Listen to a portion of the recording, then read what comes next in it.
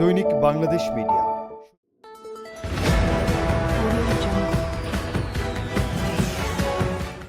আসসালামু আলাইকুম। দৈনিক বাংলাদেশ মিডিয়ার সংবাদে আপনাদের স্বাগতম। সাথে আছি আমি জান্নাতুল নাজনীন আশা।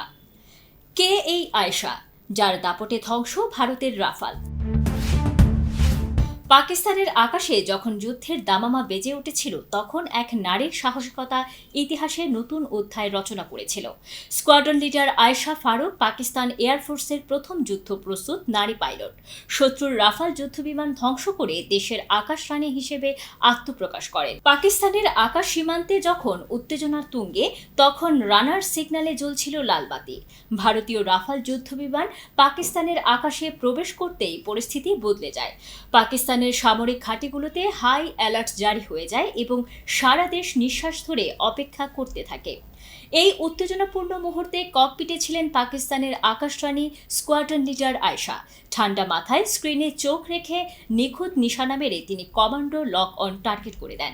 মাত্র কয়েক সেকেন্ডের মধ্যে ভারতীয় রাফাল যুদ্ধবিমানটি পাকিস্তানের আকাশে বিস্ফোরিত হয়ে ছিন্ন ভিন্ন হয়ে পড়ে।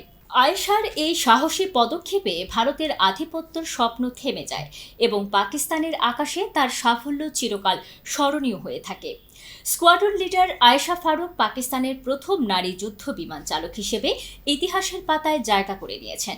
2013 সালে তিনি প্রথম নারী হিসেবে পাকিস্তানের বিমান বাহিনীর যুদ্ধ বিমান চালানোর অনুমতি লাভ করেন, যা ছিল দেশটির সামরিক ইতিহাসে এক যুগান্তকারী ঘটনা। শৈশব ও সংগ্রামের শুরু পাকিস্তানের পাঞ্জাব প্রদেশের বাহাওয়ালপুর শহরে জন্ম নেয়া আয়েশা সাহসী, আত্মবিশ্বাসী ও স্বপ্নবাজ ছিলেন। তিনি সবসময় প্রচলিত সমাজ ব্যবস্থার গণ্ডি ভেঙে নতুন কিছু করতে চেয়েছেন। পরিবার তার এই স্বপ্নে তার পাশেই ছিল। বিশেষ করে তার মা তাকে সবসময় সামনে এগিয়ে যাওয়ার জন্য অনুপ্রেরণা দিয়েছেন বলে জানান আয়েশা। পাকিস্তানের বিমান বাহিনীতে নারীদের অন্তর্ভুক্তি শুরু হয় 2003 সালে, কিন্তু আয়েশা ফারুক প্রথম নারী যিনি যুদ্ধের জন্য প্রস্তুত যুদ্ধ বিমান চালানোর যোগ্যতা অর্জন করেন।